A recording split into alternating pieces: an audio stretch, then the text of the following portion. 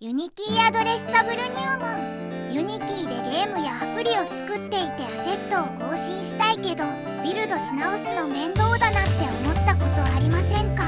そんな時に役立つのがアドレッサブルです。今日はこのアドレッサブルの基本と運用に欠かせないグループとプロファイルを初心者向けに分かりやすく解説していきます。アドレッサブルっていうのはアセットをアドレス、つまり名前で呼び出せる仕組みです。プレファブとか画像とか音声をサーバーから動的にロードできるんですね。一度アプリをリリースした後でもビルドし直さなくても差し替え可能になるんです。アドレッサブルをインストールします。 Windows パッケージマネージャーを選択。アドレッサブルをインストールします。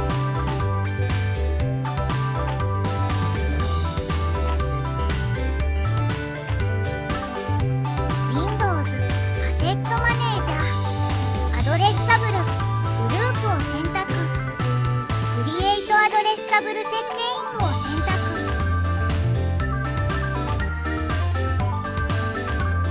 アドレッサブルグループ説明。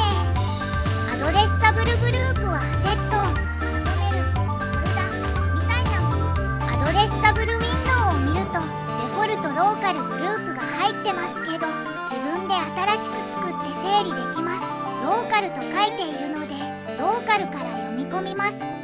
アイコンデータを登録します。ファイルを選択してドラッグ&ドロップします。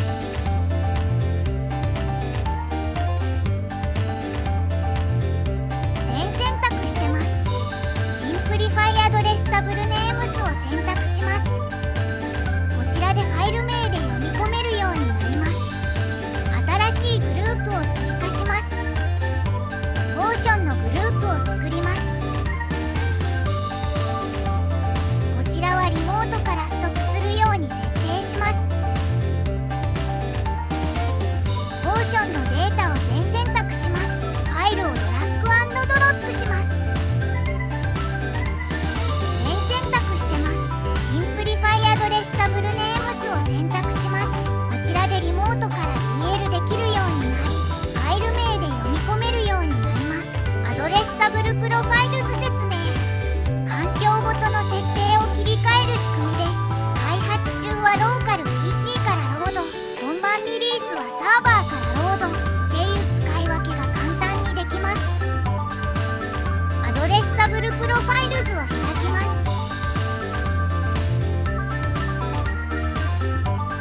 ローカルでテストするアドレスを指定します。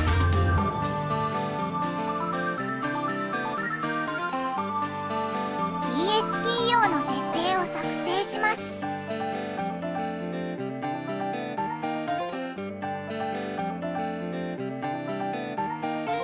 プロト用の設定を作成します。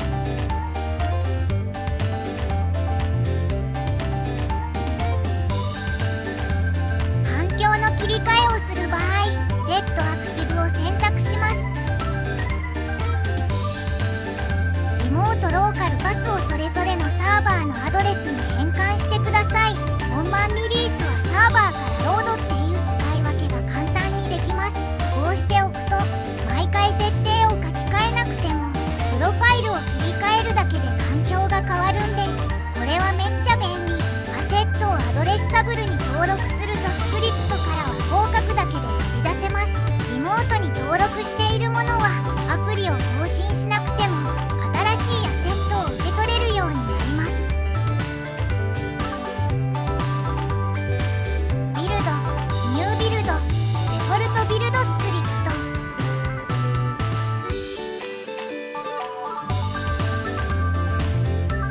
データはここに吐き出されます。今回はアドレッサブルの基礎とグループプロファイルズについて解説しました。これを覚えておくとアセット更新がぐっと楽になりますよ。今回はアドレッサブルの入門編としてグループとプロファイルズの基本を解説しました。次回はバンドルモード編です。アセットをどうやってまとめるか実際のビルドサイ